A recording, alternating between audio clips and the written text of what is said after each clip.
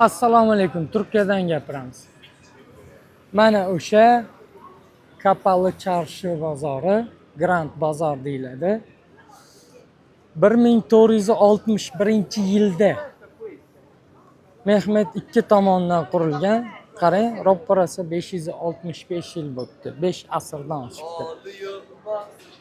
Dunyoda eng qadimiy yopiq bozorlardan biri.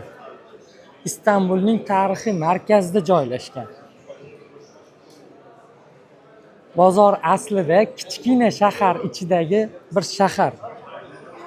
Bozorni joylashgan joyi Istanbulda 30.700 metr kvadratdan yer maydoni 30.700 metr kvadrat. 4000 dan oshiq magazinlar bor bu bozor ichida. 20 tadan oshiq darvozasi bor. Adashmasam 28 ta. Bozor ichida mana bunaqa ko'chalari bor-ku. Mana shunaqa 60 tadan oshiq ichki ko'chalari bor. Kuniga 250 mingdan 400 minggacha odam keladi. Tasavvur qilasizmi? Bu yerda oltin va zargarlik buyumlari, mana ko'rib turganingizdek, qo'lda to'qilgan turk gilamlari, ziravorlar va turk shirinliklari, har xil suvenirlar sotiladi. Bu yerda savdolashish, ya'ni targ'ibot qilish, sotuvchi bilan savdolashish madaniyatning bir qismi sanaladi. Ichida adashib ketishingiz juda oson.